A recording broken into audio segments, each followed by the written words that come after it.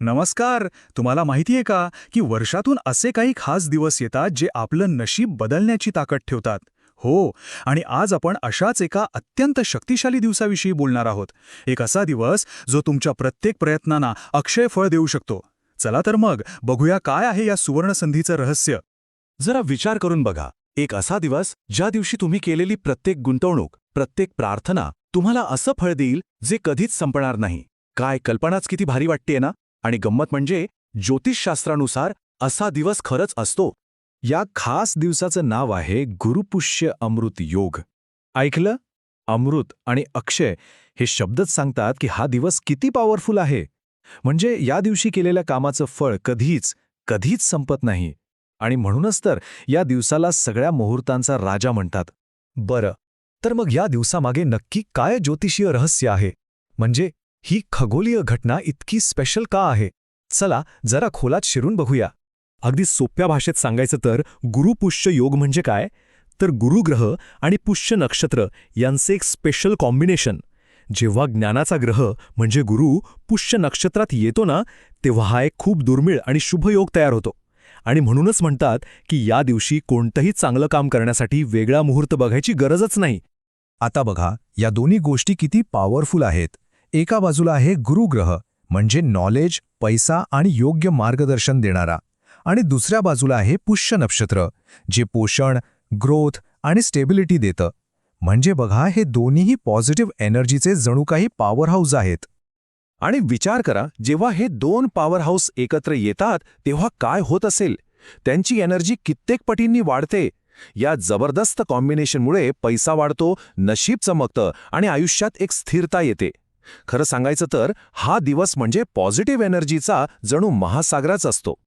Okay, तर theory तर समजली, पण आता या दिवसाचा फायदा घ्यायचा कसा? ह्या दिवसाच्या एनर्जीचा पूर्ण वापर करण्यासाठी अशा कोणत्या 4 महत्त्वाच्या गोष्टी आहेत ज्या आपण करू शकतो? चला आता आपण त्या 4 प्रभावी कृतींबद्दलच जाणून घेऊया. पहिली आणि सगळ्यात महत्त्वाची गोष्ट, लक्ष्मी गणेशाची पूजा. घरातल्या देव्हाऱ्यात किंवा कुठल्याही स्वच्छ जागी गणपती आणि लक्ष्मीची मनापासून पूजा करा.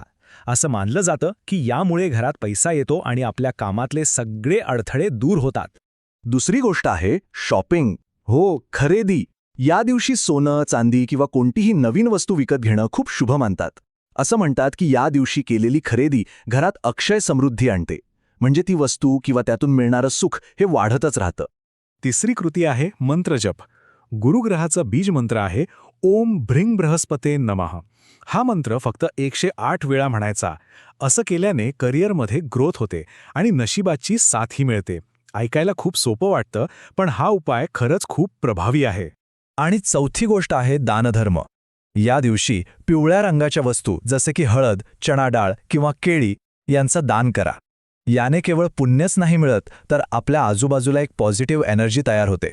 बरं, आता काही खास टिप्स बघूया. म्हणजे या दिवसाचा फायदा डबल कसा करायचा आणि अशा कोणत्या चुका आहेत ज्या आपण टाळल्या पाहिजेत, जेणेकरून या दिवसाचा आपल्याला पूर्ण फायदा मिळेल.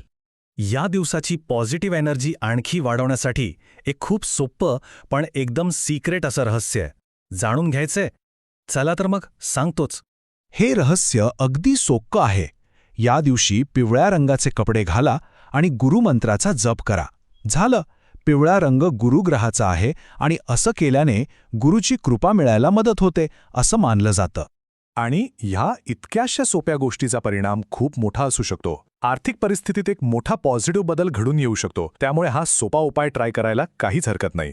पण एक मिनिट, जसं काही गोष्टी करणं महत्त्वाचं आहे, तसंच काही गोष्टी न करणंही तितकंच महत्त्वाचं आहे. लक्षात ठेवा, या दिवशी राग, भांडण आणि निगेटिव्ह विचारांपासून पूर्णपणे लांब राहायचं. नाहीतर या शुभ दिवसाची सगळी पॉझिटिव्ह एनर्जी वाया जाईल.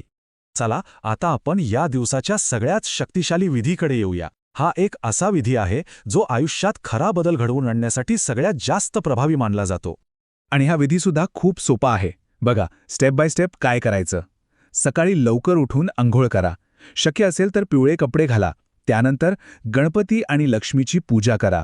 आणि शेवटी एक दिवा लावून अगदी शांत मनाने प्रार्थना करा. आणि प्रार्थना काय करायची माहितीये? फक्त एकच वाक्य, पण ते पूर्ण मनापासून बोलायचं. देवासमोर हात जोडून फक्त एवढंच म्हणा, आजचा दिवस माझ्या आयुष्यात बदल घडवो. तर मग आता विचार करा, हा दिवस केवळ कॅलेंडरमधली एक तारीख आहे की आपलं नशीब बदलण्याची एक खरी संधी. निवड आपली आहे. ही माहिती आपल्याला ह्या शुभ दिवसाचा पुरेपूर फायदा घेण्यासाठी नक्कीच मदत करेल.